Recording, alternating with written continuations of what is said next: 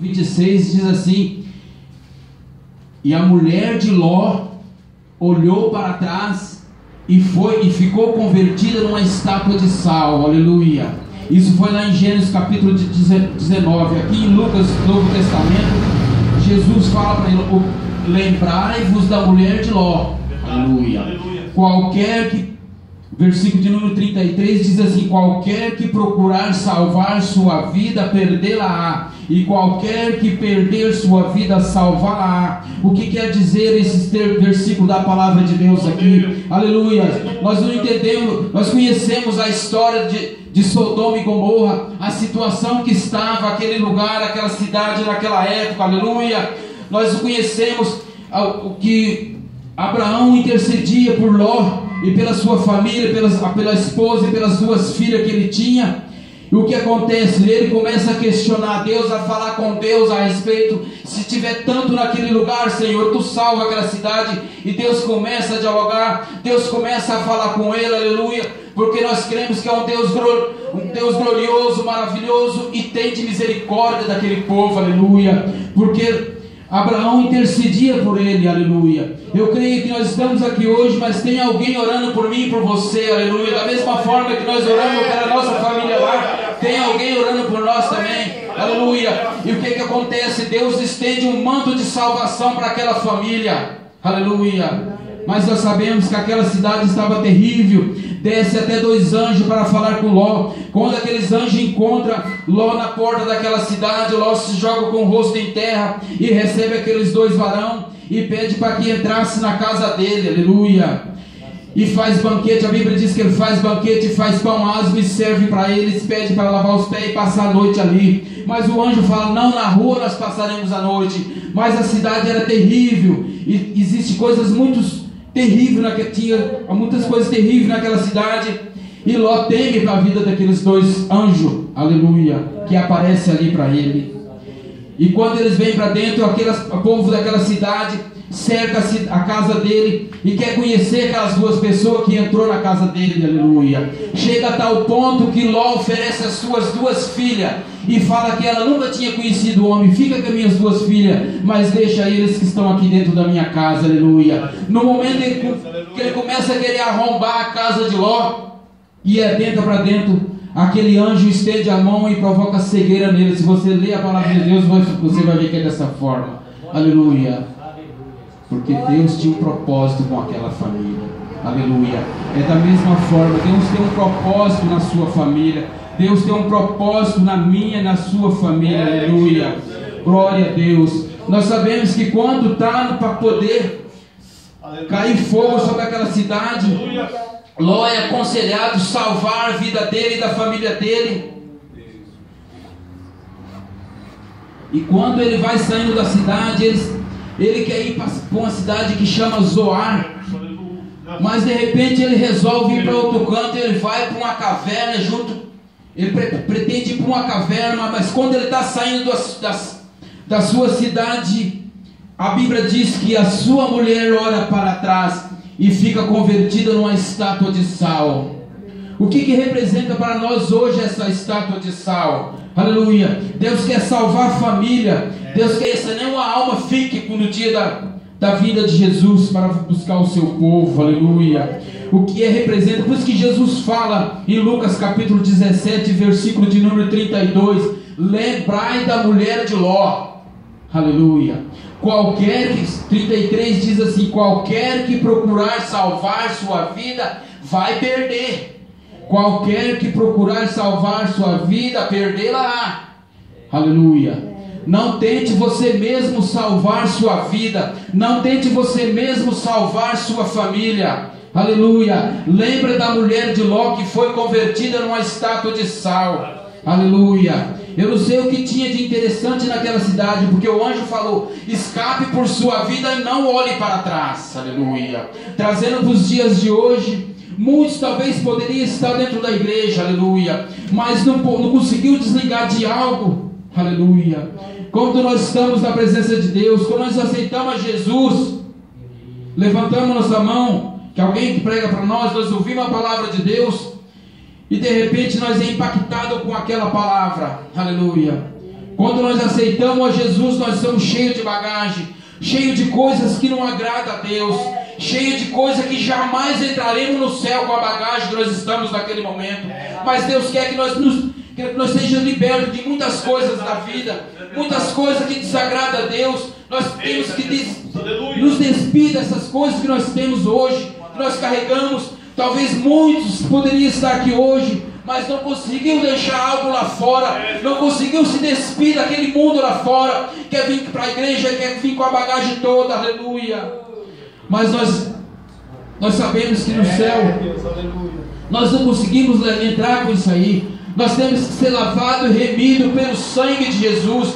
Nós temos que ser libertos desse mundo. E a libertação não é fácil. Às vezes acontece rápido na vida de uma pessoa, às vezes na vida de outro é demorado, às vezes ele se agarra naquelas coisas da vida, naquelas coisas mundanas e não quer largar, aleluia. Mas a palavra de Deus que diz aqui, se você procurar salvar sua vida você mesmo, você vai perder, aleluia. Se você olhar para trás com saudades daquilo que você fazia, você pode virar uma estátua de sal espiritualmente falando.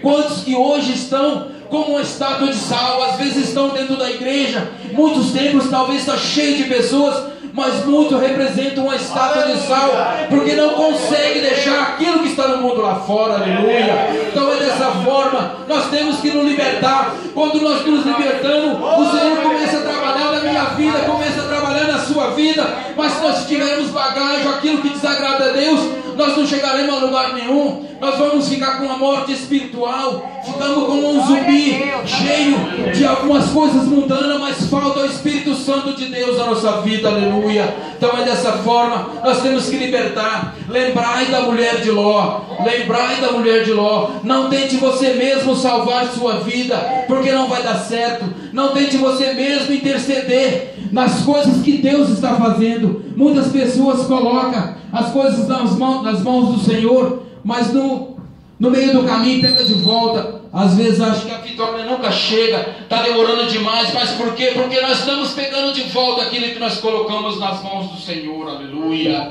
Glória a Deus. Glória a Deus. Santo é o Senhor, maravilhoso esse Deus que nós servimos, aleluia. Lembrai da mulher de Ló, aleluia. Lembrai da mulher de Ló, para que nós não venhamos ficar convertidos numa estátua de sal, espiritualmente falando, aleluia. Quando Ló foge daquela cidade, quando ele foge daquela cidade e vai para aquela caverna, só está ele e as suas duas filhas. Chega um determinado tempo que as duas filhas olham para aquele homem, o pai dela, e vê que as duas ainda não teve esposo, porque o prometido, os futuros genros, porque ela estava prometida para todos naquela cidade. Você conhece a palavra, você sabe do que eu estou falando. Mas eles riram da cara de Ló e não quiseram acompanhar eles, aleluia. Glória a Deus. Se encontra só os três dentro daquela caverna. A história desse trecho que eu estou falando para você é muito completa, é maravilhoso. Só que tem uns momentos de tristeza também, que nós sabemos que o que aconteceu naquela família foi coisas, como se diz, uma aberração, aleluia. As duas jovens estão junto com seu pai, fala assim, ela acha que tudo acabou através daquele fogo que desceu sobre aquelas duas cidades, Sodoma e Gomorra. E ela fala assim, nós não temos esposo, mais ou menos assim, nós não temos esposo. A mais velha que toma essa atitude fala assim, eu dou o vinho para nosso pai e deito com ele. Ela fez isso, embriagou seu pai, e a palavra de Deus diz que ela se deitou com o pai e no outro dia levantou e ele não percebeu. Da mesma forma, a mais nova fez assim, deu vinho para o seu pai, se deitou com ele, e as duas conceberam e deram à luz a um filho. A mais velha deu à luz a um filho por nome de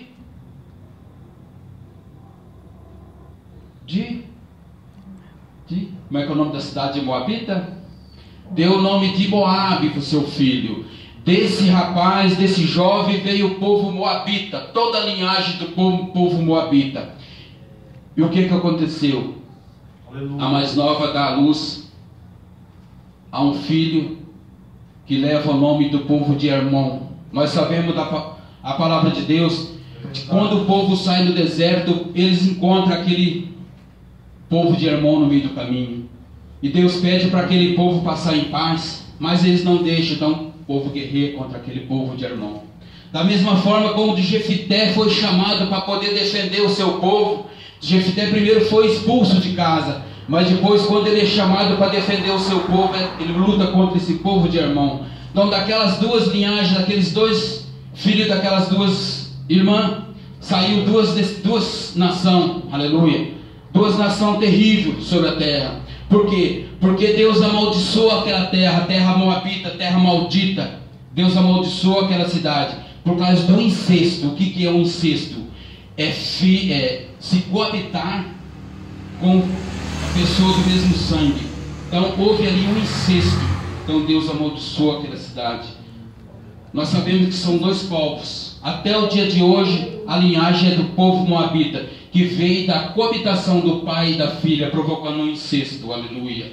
Então é dessa forma, Deus não se agrada desse tipo de coisa errada, aleluia. Mas o que eu quero dizer para vocês, que quando nós tomamos decisão errada, quando nós tomamos decisão que está fora da direção de Deus, nós como cristãos já sabemos que vai dar errado, às vezes nós fazemos. Muitos talvez poderiam estar na igreja, como eu já disse, mas não estão porque praticaram o ato ilícito, aleluia.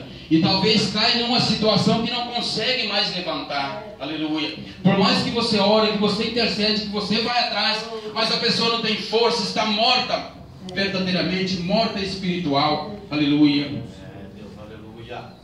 Mas nós estamos aqui porque o Senhor tem nos sustentado, porque o Senhor tem nos dado força, aleluia.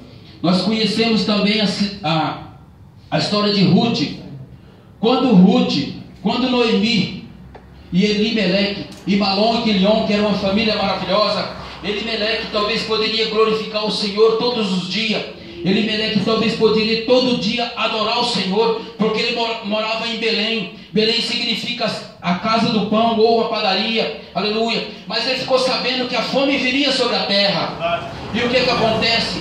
Sem procurar a ânsia da sua mulher, sem acender o altar do Senhor, ele sai de Belém. Ele vai para onde? Ele desce para o campos de Moabe. A história de Ruth diz que lá morre ele e morre seus dois filhos. Você conhece a história? E fica as três viúvas. Fica Noemi, fica Ruth e fica órfã, viúva. Aleluia. Só que Deus tem condições de transformar a maldição em bênção. Nós sabemos que quando Ruth volta para aquela terra, que já está chovendo, já tem pão na mesa novamente, aquelas viúvas, é para vir as três, mas uma decide, a órfã decide voltar para a casa da sua mãe, porque a palavra órfã significa esse músculo atrás do pescoço, a palavra órfã. Então de repente ela vira o pescoço e volta para a casa da sua mãe, mas sobe Ruth e Noemi, aleluia. Talvez as duas viúvas, derrotadas, porque nós conhecemos a história do povo hebreu, do povo de Israel, do povo judeu. Se o esposo morresse, só podia casar com algum parente. E o que acontece? Quando chega em Belém, Noemi fica num determinado canto e Ruth vai rabiscar a espiga, que diz a palavra do Senhor. Ela vai trabalhar no campo de Boaz. A palavra de Boaz, em algumas traduções, diz que aquele que é o dono ou o dono de tudo. De repente Ruth está rabiscando espiga. E Boaz, quando chega na lavoura, olha para aquela mulher, aquilo encanta os olhos dele, vendo uma mulher no meio daqueles homens trabalhando, aleluia. Aí começa o agir de Deus, aí começa o trabalhar de Deus na vida daquelas pessoas que obedecem ao Senhor, porque a palavra de Deus diz que quando ela está a caminho para voltar para Belém, ela fica tão encantada com a história de Noemi, que ela fala assim: o seu Deus é o meu Deus, o seu povo é o meu povo, sendo ela uma moabita, aleluia. E quando chega ali, Deus começa a trabalhar, ela fica enamorada de Boaz, e Boaz acaba casando com Ruth. E aí nasce quem? Obed-edom. Se você pegar a descendência de Jesus, vem dali. Obed-edom vem vindo até chegar em José. Aleluia. Deus tem um plano na minha e na sua vida. Aleluia. Se você acha que você não conseguiu até hoje, mas o Senhor está trabalhando.